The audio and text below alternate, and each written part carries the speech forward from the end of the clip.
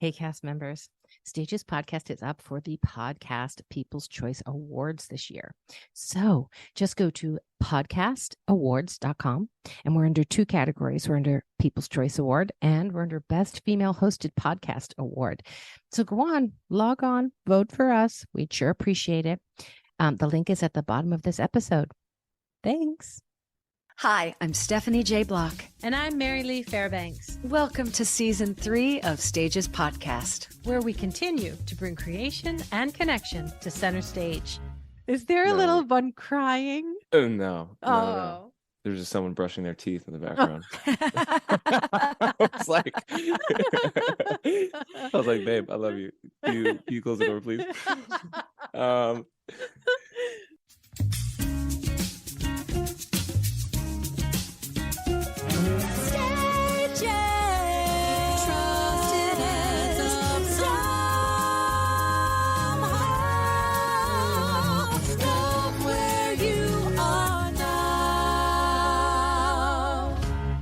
Derek Klena is a husband, a father, a Broadway star, a heartthrob, and all-around incredibly genuine guy.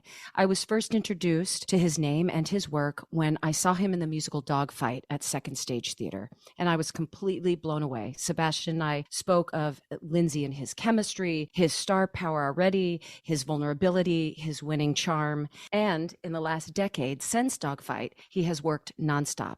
Wicked, The Bridges of Madison County, ANASTASIA, Jagged Little Pill, for which he was nominated for a Tony nomination. And he's currently starring in Moulin Rouge, where he will take his final bow on July 30th. I had the extreme pleasure to star opposite Derek as Norma and Joe in the Kennedy Center's production of Sunset Boulevard, and I can attest he is a true star in the best sense. The way he enters a rehearsal space, the way he asks for what he needs with respect and care, the way he honestly looks at other people off stage, on stage. This man is a star. He and his wife welcomed a baby boy into the world just last September. And all of this just seems like the beginning for Derek. Please welcome a dear friend and all around just kick-ass human, Derek Klena.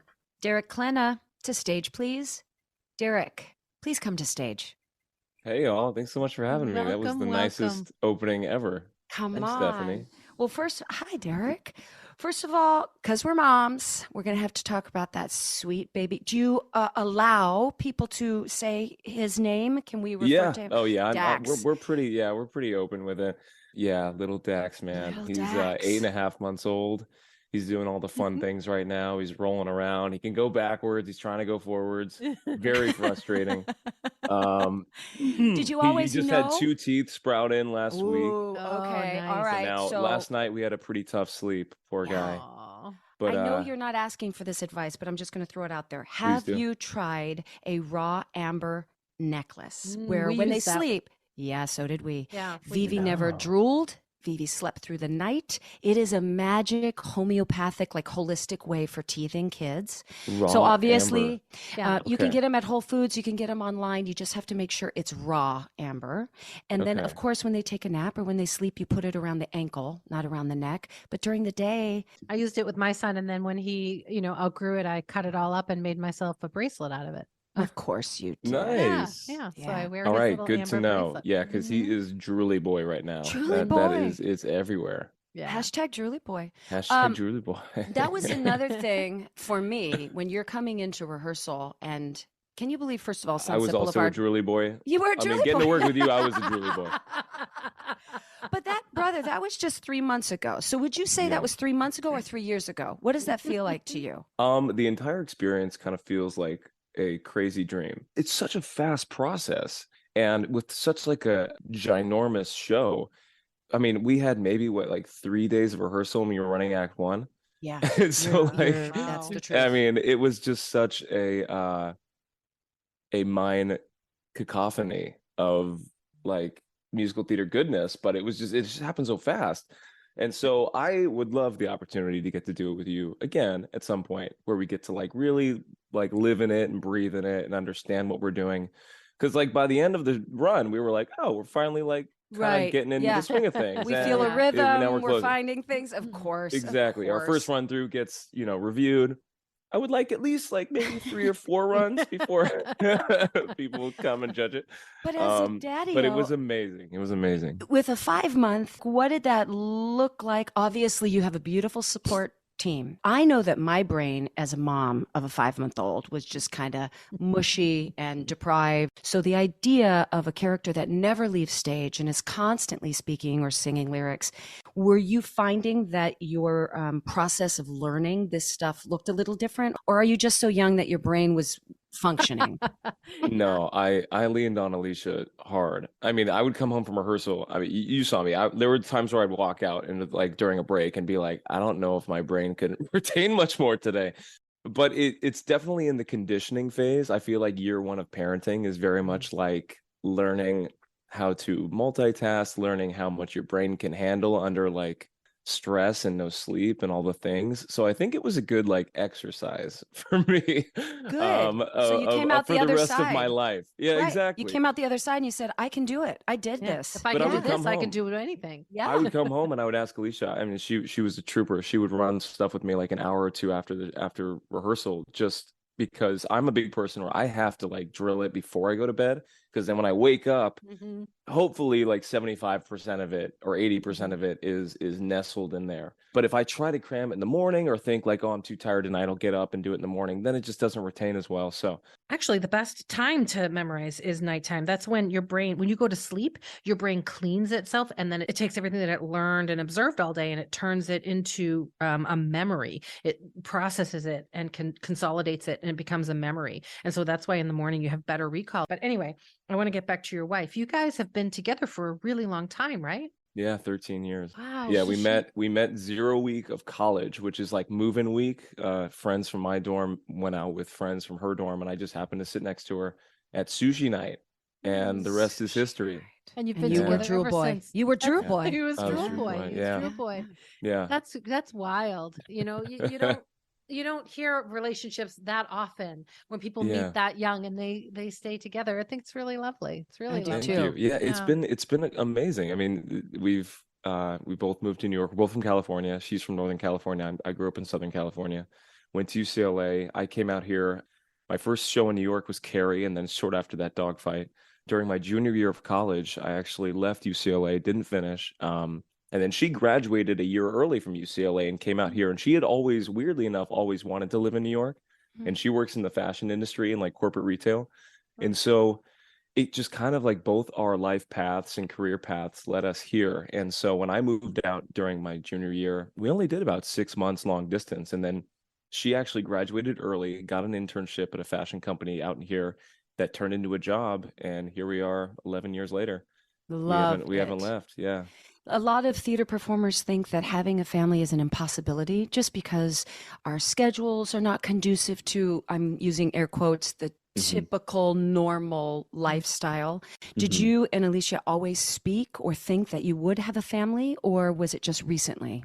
No, it was always we always wanted to do it. You never think you're going to be ready for like that step in life, and then it kind of just happens. And then you find yourself being like, some Okay, of our I'm in it best now. friends, yeah, some of our best friends around us have, a 2 and a 4-year-old, and they just had their, people are starting to have families, and we look at each other and we're like, are we ready to kind of give this a go? And who knows what, every year so much happens, you can't really plan for it. You kind of just have to go with it and trust that where you are in your life, Yeah. emotionally and maturity wise, that you're ready for that next step. So yeah, I think we made that decision a couple years ago and started trying for him, and now we have this sweet little Julie boy. Both of your families are out in California, Yeah, I grew so up you in don't West have a Covina. lot of support locally. We That can do. be I mean, tough. my we're very lucky that our parents are we love them so much that they can't stay away. So They're my present. mom They're comes very out. present. Yeah, my mom comes out That's a great. lot. My brother's also on tour, so she's flying all over the place to see him. And then every time she's on the road, she pops by New York to see Dax. And then my mother-in-law, speaking of which, when we were doing Sunset Boulevard, my wife, for her to come out to DC, because we didn't want to bring the little guy, and with how little sleep we were already getting with tech and everything, it was just going to be too hard to have him in DC. But my mother-in-law flew out to New York, and so she actually stayed with him for a few days. So my wife come out here. So You know, It does take a takes village. an army. Yeah. It really does. Yeah. And we're very lucky to have that support system for sure. Do you My miss husband and I are California? already planning for our grandchildren. Our kid's getting out of high school this year. Oh And my I say to him, gosh. okay, so we've got about 12, 15 years to do whatever we want to do. And then wherever he lands with whoever he marries, we're moving there. He's never escaping me. No. So if No, if yeah. your child, if Sebastian says to you, "Hey, Yeah. Ma, yeah, I'm moving to Ohio," you going? I'd do it. I would do it. I That's would. love. I'm sorry, everybody would. from Ohio. Your state is charming, absolutely delightful. If you say Alaska, I may Oh, struggle you'll with a rethink little that. cold, Okay, okay. But no, and luckily he won't do that. But yeah, no, wherever he ends up, that's where we're gonna be. That's where It's funny you say Ohio because both Joe Gillis and Christian in Moulin Rouge are both from Ohio. Oh, that's weird. Isn't that weird? Yeah, I didn't realize it until we were doing the show, and then I was like, "Oh, he's from Ohio too. Ohio is a hot spot, that's a a hot. the hot random state that everyone likes to use."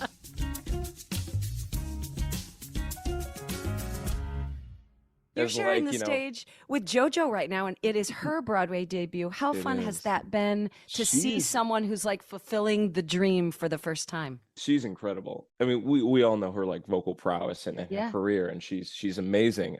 But the way that she's kind of attacked this feat, I mean, it's got to be super intimidating coming in. She has like the entrances of all entrances, a second to Norma, of course. But she comes down on this swing, and you know, it's just like kind of hovering above the audience and starts singing Diamonds. But she is honestly like one of the kindest, one of the most hardworking, generous people to be on stage with. Honestly, can't say I've heard her say anything negative come out of her mouth. She's such a wonderful person. She's crushing it every week. Oh, that's We're so so great to happy to have her. hear. And then her mom, actually, because she's from Boston, her mom always dreamed of being on Broadway. So this is kind of a really cool thing for her and her family. And so she was very much a theater kid and appreciated the arts growing up. And so to get to do this at this place in her career, 20 years since her first album came out. Wow. So it's kind of it's a big year for her. She's writing about it. She's doing a lot, and no, she's amazing. So it's been awesome to get to do it with her. I didn't know you were a theater kid. So when I started to Yeah. do more homework on you, I was like, oh no, even though you were very much into baseball, which we'll talk about a little later, but Yeah. I didn't realize you were on American Idol 13 years ago. And even before that, like in the, Yeah. what's it called? The MET2, which is the Oh Metropolitan yeah. Educational Met Theater. to center Yes. stage. Yeah, I did all the children's theaters, all the singing competitions, all the things. I I was gotta very know much the the High School process, Musical though. kid.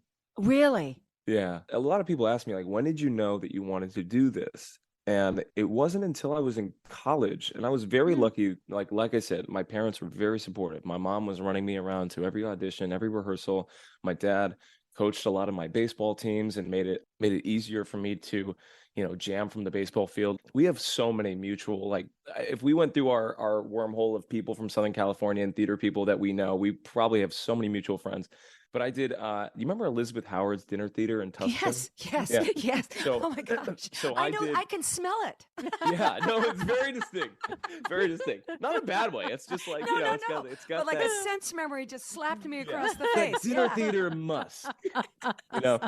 No, so I was doing Gravy. Sound of Music there. I did Camelot there. I did Sound of Music there. And I remember distinctly like running from my baseball field when I was 9 years old. It was not Phantom of the Opera, but Phantom at Elizabeth Howard. And I wasn't until like later in Act 2. So I didn't have to get there till intermission around 9:30. So I'm this kid in like third grade running from my baseball game in West Covina, driving about 40 minutes to get to Elizabeth Howard at about intermission so that I could Oh my make my like gosh. second act, one scene, getting paid $25 a show. Yeah, you are. Yeah. That's right. I went back to the American Idol site for 2010, and then there was your Oh my picture and like gosh. a bio about you. And I have to know what the process is like. Give me the Reader's Digest version of what the American Idol process is like. It From was, very first audition to being chosen. Tell me. Yeah, it was just something that I always wanted to kind of just experience. I didn't anticipate going far in it at all. I just kind of wanted to have that experience of like standing in line all day. Weirdly enough, I was like, I just want to go to the Rose Bowl and be there for like 15 hours and like see what happens.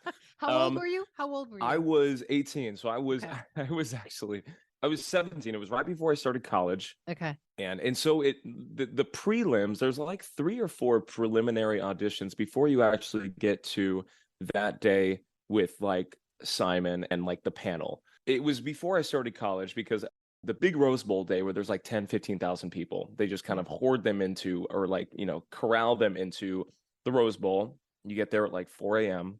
and they give you your ticket and you go to your section, and then you kind of just wait. You wait there with like 10, 15,000 other people. They have about 15 booths set out. I don't know how they do it now, but this is how they did it 10 years ago on one of the sides of the field. And then they just had all their, you know, their PAs and runners just going, then get to groups, and they just kind of shuffled them down, and you would go like table to table, and you'd have like a couple line producers at each table.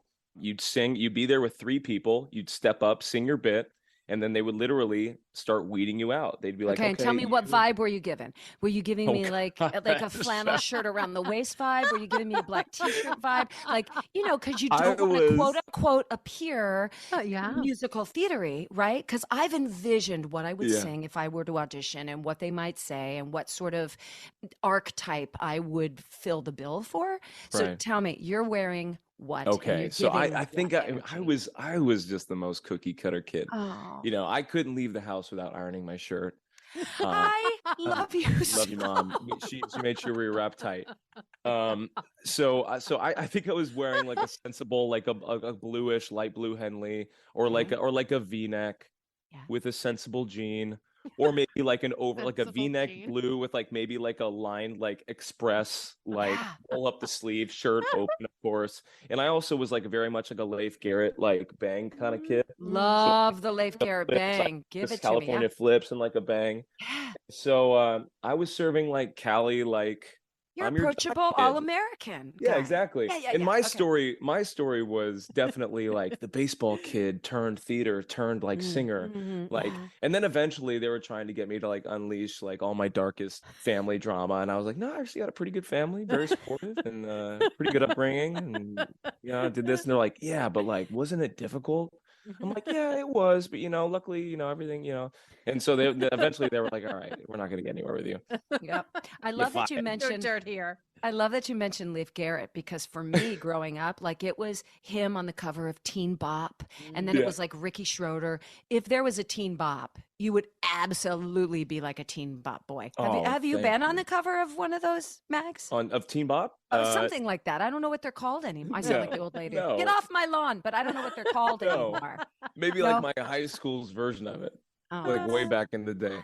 Okay, so I interrupted. Okay, so they start weeding There's out the from Hollywood 10,000. Bowl day. They weed down probably 10, 15,000 people to like 600. So I get sent to the right side of the field, and I'm like, yay! I think I had "Kissed by a Rose" by Seal, and I also had what else did I sing? Oh, "Come Home" by One Republic. It was like a slower power ballad, but it's pretty. So that happens, and then about a month later we get an email from like the production company being like, okay, you're back for another producer day. So you go, and there's like another at a hotel with like 300 to 600 people, and then you have another round of like seeing producers like a couple times, if I remember this correctly. And I made it past another couple stages, and then you get called back like another like 2 or 3 months later for like the day of like Simon Cowell. They're all going to be there. It's kind of like I like to describe it as like the Tower of Terror. It's like you're in this hotel in like North Hollywood, and you'd start at like the bottom, and like the bottom level are like a level of producers, and then you go up to like the 6th floor, and then it's like another level of producers, and then you go up to like the top floor, which is like the floor. It's like Simon's floor. And so you have to make it up all these levels to finally like to meet the panel. And so I did. I made it. The cameras are filming you at all of these levels. Oh yeah, they're filming you. They have you in like all of the big like corral rooms, and they're pulling people aside and doing interviews and all the things. And so meanwhile, you're getting interviewed by like their psychologists and their interviewers and things like that, trying to like dig deep. And then they're of course sending all their feedback to the producers as you go to like the next levels and giving their feedback. It was just crazy. It was crazy to witness it all and see how much it is. But I got to run out with a golden ticket. I made it to Hollywood Week. Do you know Donald Webber by any chance? That name. He's in Hamilton right now. Okay. He's in Hamilton right now, but we actually ran into each other we didn't know each other, but now, of course, we laugh about it. We were at Hollywood Week together, and I had made it past one level, and then if I made it past this next level, we were going to do like group. It was like the group, like everybody forms their groups and does group numbers. And so we were in a hotel room in Hollywood. Donald and I had like found a couple other people, and we were already like predetermining our group and like getting ready and everything. I think Donald made it past, and he actually made it to the groups, but I got cut right before the groups. I know, alas. But funny story about Hollywood Week. So when I went to UCLA, I actually got in for theater, and then had the opportunity to try out for the baseball team. Made it onto the baseball team as a redshirt pitcher. Wait, what's a redshirt pitcher? I don't know baseball. A redshirt is basically like you get to train for the year with the team. They develop you, but you don't but you don't play. So they use it as like a 0 year to train you and prep you. So you don't use a year of eligibility, but you still are on the team. Okay. And so I was training with the team, and in Hollywood Week fell during like one of our weekend tournaments or something. And I had to have the conversation with my coach. Look, this is weird, but before I made the team, I had auditioned for American Idol, and I kind of made it to Hollywood Week, and it kind of falls next weekend, and I'm gonna have to miss the tournament for like 3 days. And luckily I was redshirting, so I wasn't gonna play, but of course, like you never want to have that conversation with your college baseball coach. Right. I'll never forget his response. He was like, okay. I was like, that's it. And he's like, yeah. I mean, what are you gonna say? Good luck. And then so when I came back after the fact, right? He's like, I'm like walking in at UCLA, the baseball field. You walk in from the parking lot, and then there's like the field, and then there's like this like roundabout on top, like behind the bleachers. And he comes walking on top of the thing behind the bleachers, yelling across the field, Klena, did you get it? And I was like, no, I got out, or I got eliminated. And he was like, like I had struck out. Yeah. And just like across the field, and everybody started dying. Your two worlds collided. Oh my at that gosh, very it was the worst. moment. It was the worst best. But yeah, it was a crazy experience to get to see the other side of all that madness. And Did you ever toy with professional baseball? Like, were you good enough to maybe be seen by the pros and scouted? And when I was on the team my freshman year, our number 1 and number 2 pitchers were Garrett Cole, who is now the starting pitcher for the Yankees and is the best pitcher in the major leagues. And then Trevor Bauer, who plays for the Dodgers. He's been on and off, but he's like crazy talented. So they were our 1 and 2s, and we had the best pitching staff in the country. So when I was playing on that team, I was like, yeah, I'm never going to play. And if I'm not going to play on this team, then I'm really not going to play at the next level. And so I think my love for baseball was fulfilled through that experience. And I realized that my talents and what I was good at and what I could see myself doing successfully as a career was elsewhere. And that was also the first year that I wasn't able to do both. So I didn't have theater in my life. I wasn't really singing other than the, American Idol experience. I wasn't singing a whole lot during my freshman year. And so I realized that, I think my talent set and what I'm interested in is going to be better suited pursuing that path than trying to make it playing professional baseball. And so after my freshman year, I told the coach, I thank you so much for the opportunity, but I don't think I'm going to be playing this next year. And they were supportive of that. And then I went into psychology, did a singing competition in LA that got me my first agent, and then started doing a bunch of regional theater in LA, sending in tapes to New York. And there you are. I now I have to ask, Carrie. your baseball dream team, is it East Coast, West Coast? Oh, we were big Angels You're Angels, fans as were we. Yeah. I can remember when they asked me. It's a great stadium. It is. And that was one of the most nervous moments of my life, where my anxiety and just singing the anthem at Angels Stadium was like panic inducing. so you're currently in Moulin Rouge, which is an amazing show. And how long have you been in it? About a year and a half. A year and a half. So I did a contract from last spring up until January, and then I just went back in April. And so, and then I'm done in August. She's So a about year and monster half. on all levels. Yeah. It's a lot. Yeah. And so for a show like that, where you literally have people coming in from the ceiling and I'm running all over the stage and the sound is different in every pocket of the stage.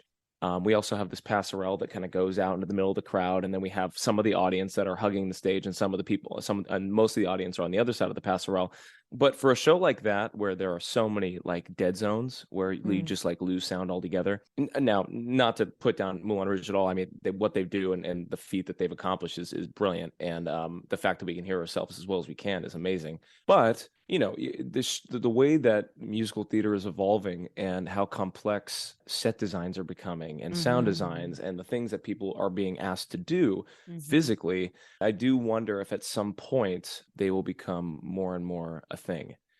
I hope that's not the case, because that means that actors will be more and more broken, which is right. which is, you know, because musical theater right now is just like, it's just getting outrageously difficult, not only vocally but physically. Yeah. I do hope that, you know, we embrace some of the classic elements of musical theater and Do you sort of and feel like with a lot of the shows that are out and are coming in, which are made up of pop tunes and not quote traditionally classical musical theater type performance, and I mean, I went to go see MJ, which there's no doubt it was a brilliant show. The I still haven't seen it, everything but I've heard about it's really, really everything about it was done just well. brilliant.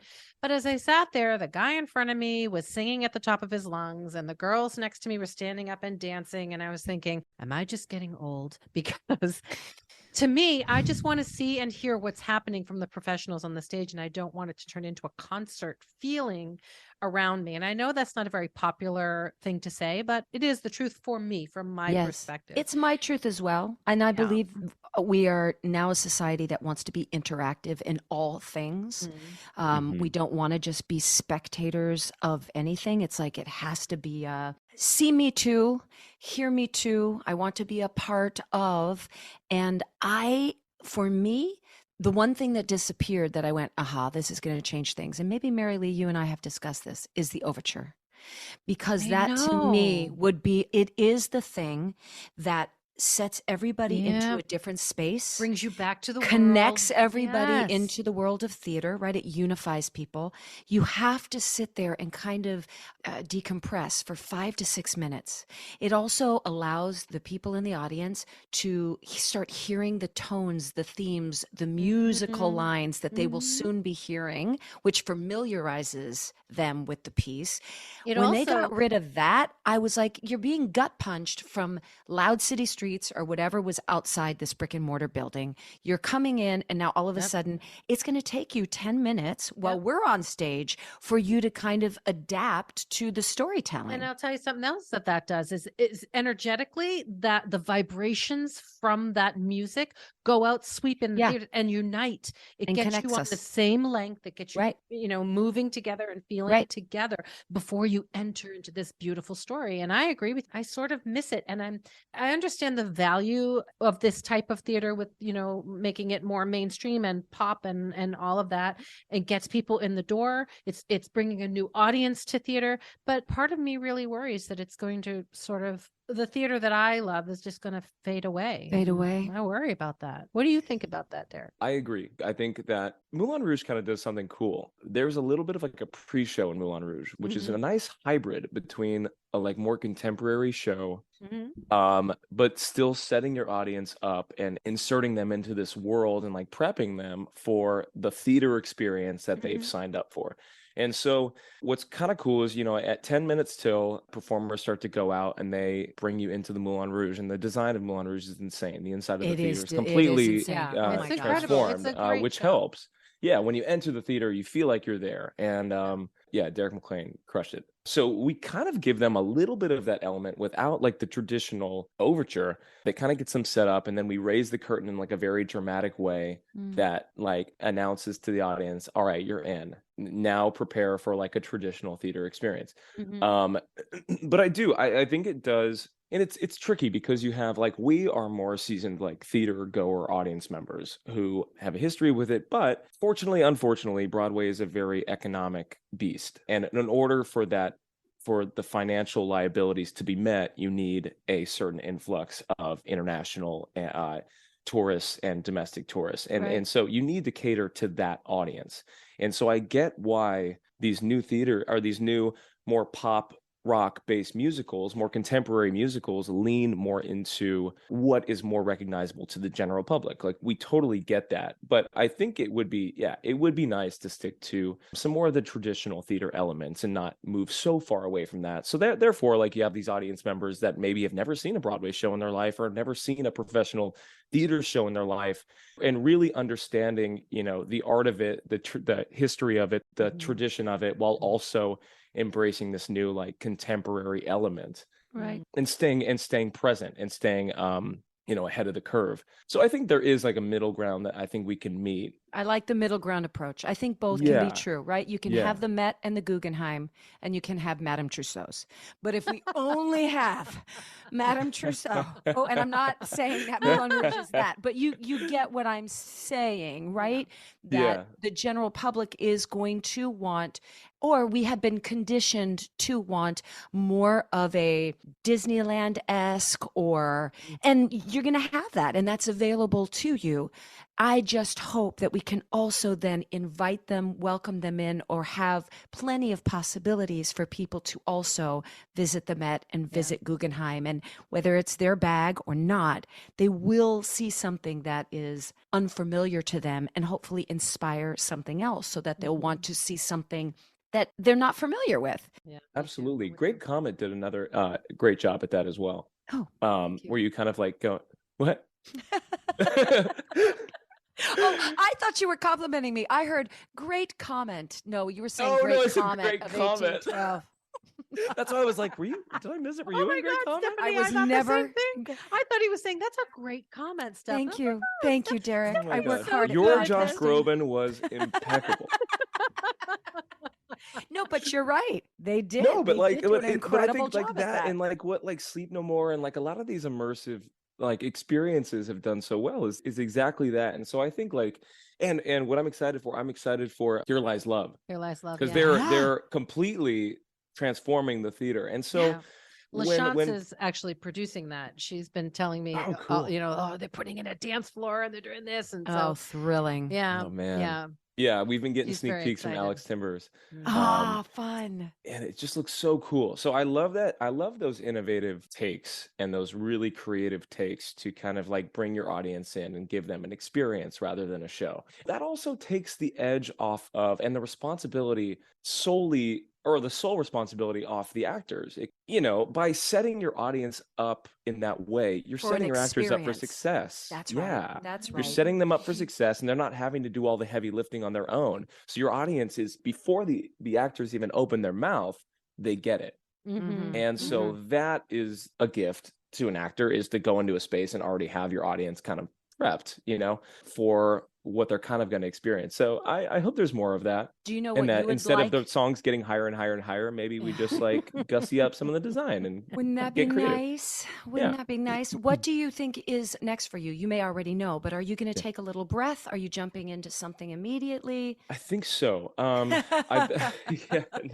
To both. I've been doing a little bit of film and TV. I have a reoccurring spot on Pretty Little Liars. So we're shooting season Great. 2 right Yeah. now. But both of them kind of wrap up, both Moulin Rouge and that kind of wrap up around the same time. And I'm going to really try to, I would love to do more in more film and TV. I've been kind of consistently on a show schedule for the better part of a couple years now. Yeah, And I am, although I love it and it's always going to be my first love, it's really exhausting, and I would love to have my nights back for a little bit. I'm really trying to like look forward to like that time off, and I'll be still auditioning and hopefully looking for something exciting to do next. But I'm gonna try to like not get stir crazy and not like anxious like all us actors do when we're not booked and blessed.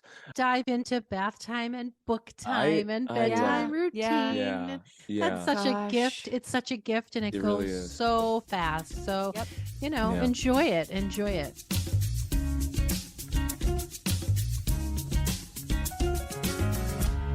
Do you miss California? I do.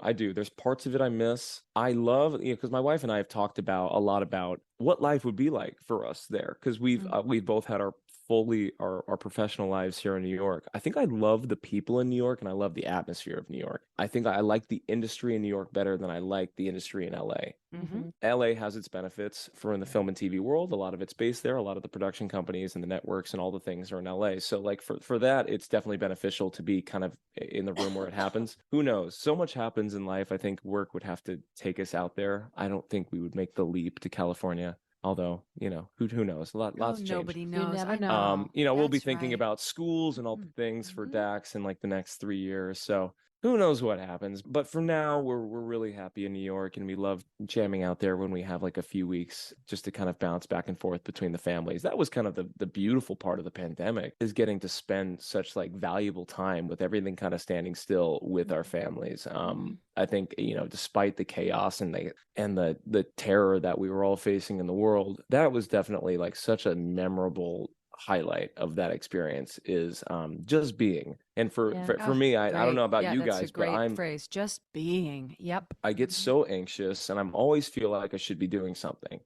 And But you always are. Can you not see that from the outside looking in? I appreciate you saying that. I do. I understand that. But, I think it's just in me to be like, all right, what am I doing now? I just finished that. Like, now I got to do something. Right. And so at a time when you can't do anything and like literally your options are capped, Your anxiety is allowed to disappear because there's nothing you can Yes. do about it anyway. And you're in this totally Yes. unique space. Yeah.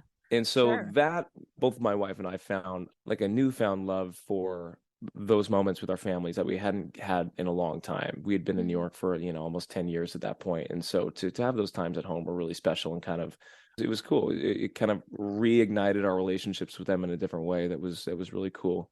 Is Dax a family name or is just a cool name that you guys picked? 'Cause No, that's a cool Dax, name. we stumbled across it just in like one of the baby like name lists, and then we checked, celebrity associations, and Dax Shepard's the only one we Yeah. could find, and we That's love right. them. And so we were like, Dax and Kristen, great. Like if that's the only association, then great. And then Dax means leader, and water is like associated with water.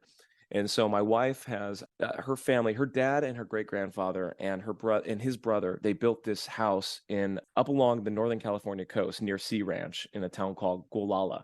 And so her great grandmother passed away a couple years ago. She was 108 years old. Wow. That's awesome. And so every year since she was like 98 or like 90, like late 90s, they would celebrate her birthday, which was over Labor Day weekend, at their house in Gualala. And so that was kind of a family tradition that I got brought into and became like a very, very special weekend for us and a very special place. We actually got married up there. Yeah.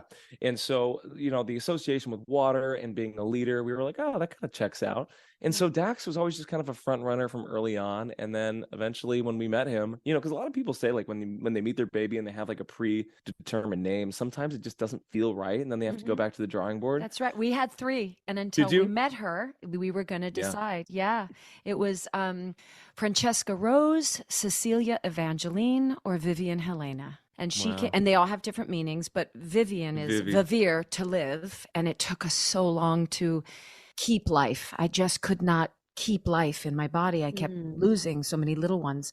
So when we were all the way there and I looked at her and we sang happy birthday to her, and she looked up at me and I was like, oh, she's a Vivian. I mean, she's a Vivian. I looked at Seb. And so when we said happy birthday, dear, and I looked at Seb and we both said, Vivian. Oh, and then we finished, and so it was cool. like really. Oh, Yeah. that's so sweet. Thank you.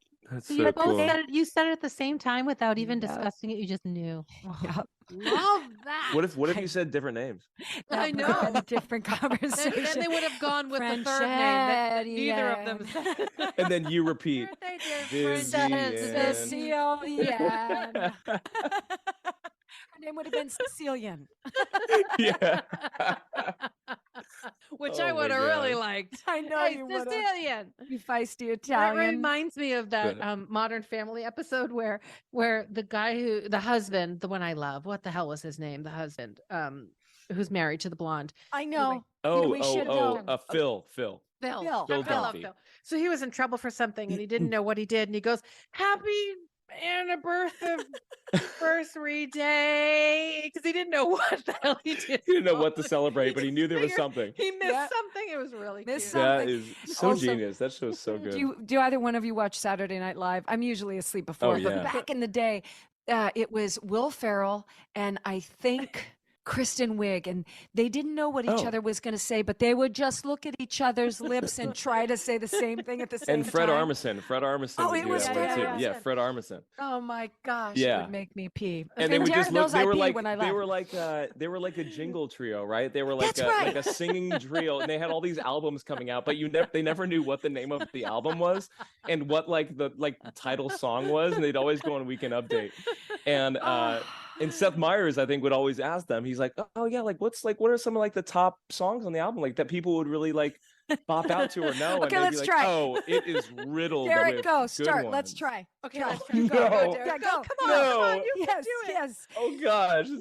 So My outside the weather. is. But that's the beauty of it. I mean, it's always a hot mess, but it's just you get a kick out of watching them struggle and I'm telling you all, inevitably- that would be a dream job for me. It would either be a variety gosh. show or a sketch comedy show like that. I couldn't do it that my late at gosh. night. No, I it's couldn't too do late. the schedule. No, none of that. But if they had like a 11:30 a.m. sketch comedy would show, love me that. too. I'll Me do it with you. The old lady sketch show. We need to do it early so we can have early dinner. Have you ever been to an improv Shakespeare show? No. Oh my gosh. Where did these That's a exist? skill set that I don't know how they do it. I went to one when I first came to the city. There was a traveling improv Shakespeare, and Tom Middlestitch, I think is his name. He was in Silicon Valley. He was actually one of the people in this trio or four people that would, before the show, they'd be like, okay, we create a 90-minute Shakespearean drama or comedy based off of a topic that the audience comes up with. So at the beginning of the show, they field a few and they decide on one, and they're like, all right, we're gonna go with that one. Here now we're presenting, improv Shakespeare does the water cooler. Oh And they would my do gosh. an Oh, entire wow. 90-minute in iambic pentameter of improving a thing. Now, of course, they have their structure, Sure, but sure. it was incredible to watch how they started with these ideas and then would come back to them about 45 minutes later and somehow stay on the same page. And I was just like, that's a skill. Did thou consume the liquid of life last Yeah, eve 4 exactly. nights ago? Thou was so thirsty, had to quench. Oh my goodness. All right, we've arrived at the 5 questions. But just before, a word from our sponsors. Okay, I juggle a lot. I mean, who doesn't? It's like Steph's always saying, the juggle is real. But our sponsor, Neuro Gum and Mints, is an antidote. It helps energize, calm, and focus you whenever you need it. They have these different formulas. Energy and Focus, which is formulated with natural caffeine and B vitamins. Health and Vitality formula, which is immune boosting. Calm and Clarity formula, which is developed with lots of vitamins and scientific things that I don't understand. I can't tell you about the science, but what I can tell you is that Neuro gives you a clean burst of energy whenever you need it without the jitters that coffee and energy drinks can give you. It was developed by former athletes who train at the highest levels. They created this clean, balanced energy that you can have anytime. And it tastes really good. There's mint and cinnamon. It's delicious. There is one problem, and that is my teenage son. He walked into my office. He said, "Oh my God, you have Neuro," and he took it all. He's an athlete. He's really into this stuff. He took it. But luckily for me, there is a link below that gives Stages podcast members 20% off their order. It's tryneurogum.com/stages. Try NEURO gum.com/stages, or just click the link below. Stages podcast is sponsored by Strip Makeup. I tend not to be very complicated with skincare routines. Truly, if it's too many steps, you're going to lose me. Good news for me, I found Strip Makeup. Strip is the world's most advanced skincare forward cleanser. It removes makeup, but at the same time, it hydrates and balances and replenishes your skin. It doesn't prep your skin for skincare. It is the skincare. One step. It's made with 0 parabens and phthalates and doesn't have any of the 1,400 banned EU ingredients. Strip's skin perfecting formulas remove makeup, dirt, and oil while nourishing your face and delivering a dewy, hydrated look. Strip packs high-powered cleansing and makeup removing formulas into a variety of all these different kinds of systems. They have wipes or melts or jellies, so you can find the strip that feels just right for you. My favorite, the whipped coconut makeup remover. It's like fluffy and soft, like somebody whipped together pearls and silk and cotton balls or something. It's really fabulous and it smells so good. And it leaves my skin feeling really nourished. That one's my fave. So if you want to try it for yourself, go to stripyourmakeup.com/stages. There's a link below and you get 25% off when you use that link. So go to stripyourmakeup.com/stages or click the link below for 25% off and dewy looking skin. And now back to our episode. Derek, if you could have a superpower of any kind, what would it be? Oh my goodness. It would have to be either flying or We get a lot of magical flyers. like an easy button. Oh, I love Yeah. that. Make Yeah. it all easier. Like the mother of all superpowers. You just press a button and poof, the things are done. Oh, that's a good Okay. one. Yep. Okay. Yeah. Dost thou'st have in thine Thy closet? shiny, magnificent, easy button. Dost thou have something in thine closet that they would never get rid of because of the special memories it holds? Yeah, actually, I have this ratty UCLA t-shirt. You know, like they have like some universities have like their student section at the football games are called like the dog pound or like whatever. I think it was called ours was called like the Bruin Den. And so there's like the season of 2011 or 2010, 2011 Bruin t-shirt that I got that I love that I've had for like 13 years. And it was from the year that like Alicia and I, became a couple. And so I think I'll never throw that away. If you were arrested and we were to call your family or dear friends or Alicia and say, Derek's in jail, what would they have assumed you did to land yourself in jail? Oh gosh. Wow. I am probably got wrapped up in some like kerfuffle or argument on the street or some stupid thing and stuck my nose where it shouldn't be and ended up getting way too involved in an incident. I think because my love language is definitely acts of service, and so like I'm very much like a, what can I do to make your life easier type person, and I think I'm also a pretty passive person, but recently with Dax, I don't know, it's like something when you have a kid that like you get like a backbone you knew you never had, and I started standing up for things that I would never usually stand up for. And Alicia has to like back me down sometimes, like, Derek, what are you doing? Yeah. I'm like, no, this I'm making the guy's world a better being place for my kid. jackass. That's what I'm doing. Yeah, exactly. I'm not gonna let this guy get away with it. In the book of your life, what is this chapter called? I mean, it's so stereotypical seeming, or not stereotypical seeming, but like cliche. I like new beginnings. Yeah, new beginnings. There's just so much that is happening in our life right now that is not only changing like our day to day, but also the way that I view myself, view my career, view my personal relationships. I think like when you have a kid, it really just kind of rocks shifts your a lot. world Yeah. in the best way. Another like highlight of that was just like going back to, I don't know, go off a little tangent, but like, did you guys experience this when you had your kids that like you gain like a sense of confidence or like your anxiety kind of goes away in terms of work? Interesting. Like I Puts went things back into to work perspective. and almost, yeah, it's like it was no longer the most important part of my day. And there was something like so magical about that was like this, like I would usually get so anxious, like you said, like for like one-off like performances and things like that where you have to show up and park and bark and you get one song. Like I used to get so, those most make me more nervous than singing in front of like 2,000 people doing a performance, like the one-off performances. And when I had Dax and you just show up and do these things, you're kind of just like, you know what? It is what it is. I've prepared. I'm going to go out there. I'm going to sing it and I'm going to go home to my little person. That's right. And so in that way, like the new beginnings kind of feels right because it's a totally new feeling, just like living in my body now with this like new responsibility in like a weird, bizarre, but also cool way. That's really sweet. Love it. All right, last question. If you were a nail polish, what color would it be? And what is the cheeky little name of that nail polish? You know how every nail polish is on the bottom has got like a name that's so quirky and clever. Yeah. What would it be? Oh my. It would be like a cobalt blue and maybe blue steel. Yep. Good. Yeah. Good. That felt right. Thank you so much. So much. You have so much going on, Thank and we you. so appreciate you spending Oh the my time. gosh. It's been really fun. No, this was such a blast. Thank you so much for having me. You both are icons, rock stars. Give Thank me you. a break, but hope to see you in real life soon. Hug everybody know. for me, and go meet your new babysitter. Talk to you Same later. to you. All right. Send love to everybody. Bye, guys. And now, here's what struck a chord with us.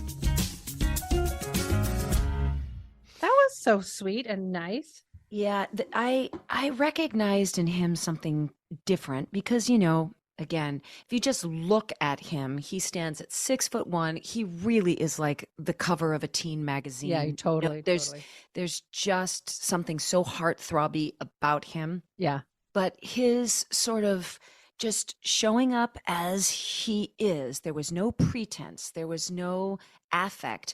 Maybe it was because of Dax, right? And where they are within this young baby stage, this infant baby stage, that I found his vulnerability to be so charming, especially when he was supposed to be playing Joe Gillis, who has all this sort of, he's supposed to be jaded. The things coming out of his mouth are a bit toxic, but the balancing between the character and who he was came together to still made a really cared about guy. And I was like, oh, he's really special because he's grounded and he has a wife that he's loved for so many years, even though he's 30 years old, and a beautiful baby boy.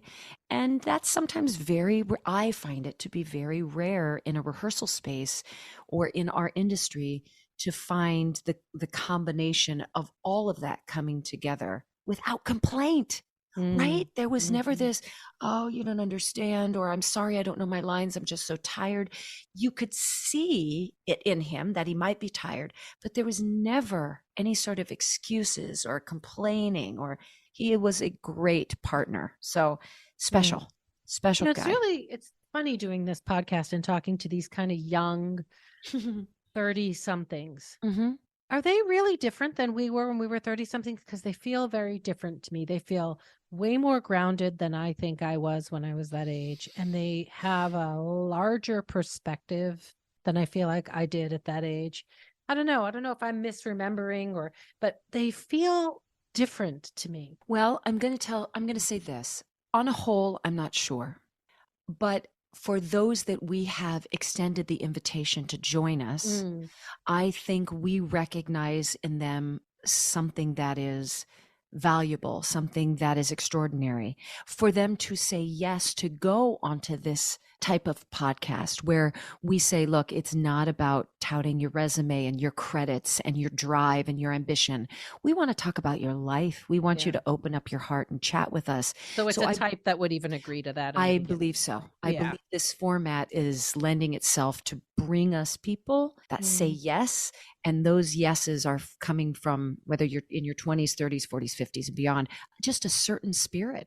We didn't even talk to him about Jagged Little Pill, and he was really great in that. He had a Tony nomination for that show. He right? did. Yeah. Yeah. We didn't even get into that. He's super talented. He's a super talented guy. And that's why I think it really is just the beginning. And the more he was talking, like him even to say, thank you for letting me be on the UCLA Bruins baseball team. Yes. But I feel like this may not be where I belong and that my talents go to this limit, but may not go beyond that. So I'm going to recuse myself and say, perhaps this isn't where I'm meant to be. That's sort of That's a maturity. Yes. It's a maturity. Yes. Self-knowledge and fearlessness. But then he talked about that he was anxious in between shows and stuff. It's very interesting, isn't it? Oh gosh, I hope I can raise a child that can find that balance, that has the confidence and the capabilities to say, thank you, yes to the invite, perhaps this isn't right for me, and not have it devastate them, or to have the anxiety be louder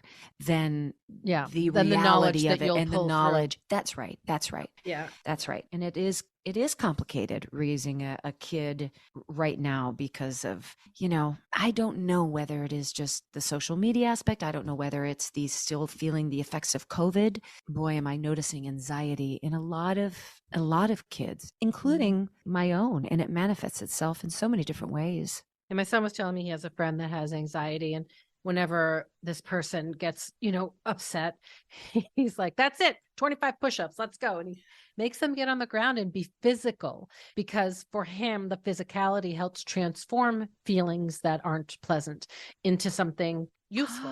And so that's what he does. And then counts them and like, no, back to 5 because that one was cheating. And he makes a joke about it. Maybe with Vives, I'll say, okay, little one, we're going to do 25 jumping jacks. Exactly. Yeah, right. Or let's get up and dance. Out of their brain and into self. I mean, that's what seems to work for. I think that works for a lot of things, when you I think that works for us. Put on music. Yeah. Right. Jump around a little. If you're sad or anxious, you have a tendency to be still and in your home and surrounded. That's right. And the thing that breaks it, get out, root yourself in the grass, go get some sunlight, go chat with a friend. Even if you don't want to, you got to force yourself to do the act, and it'll break it. My husband, who, he's always mocking me because I'm so woo-woo and weird. And he comes in the other day, he's like, hey, I've been reading a lot about grounding. Let's go outside in our bare feet. I'm like, oh my God, I am turning you into a woo-woo nuthead. Yeah, good. So he's out there in his bare feet. You know what they say to do it most? And my friend Camila Marshall is a backup singer. She was on our podcast. She was. Yes, she was. She's right now on tour with Taylor Swift. No, you cannot get tickets through me, so just stop asking. When they travel the world like that, that is one thing that their team really believes in, is when you get there, take off your shoes, ground in that particular land, state. They said it really helps with jet lag. Like all of a sudden, it does. You're no longer tired. And when you're walking in the woods, because you have shoes on, it kind of interferes a little bit with the grounding. So you should put a stick, like a walking pole. Yeah. Is it grounding or rooting? Grounding. Look this up. It is. Grounding. Okay. And you put a stick in your left hand, because your left hand is the hand that receives. And every time it touches the earth comes up through the stick, through your hand and into you. The elements, the earth elements. There it is. All right, lady. All right, lady. Very fun. He was adorable. I'm a big fan. Yeah, dreamboat. All right. I love you. Love you too. Stages podcast is produced by Stephanie J. Block and Mary Lee Fairbanks in association with iHeartRadio. It can be heard on the iHeartRadio podcast and iHeartRadio Broadway, or wherever you listen to your podcasts. Please join our cast by signing up at stagespodcast.net, listening, sharing, and leaving a 5-star review. It all makes such a difference in getting the word out. Thanks for listening, and we will see you again soon.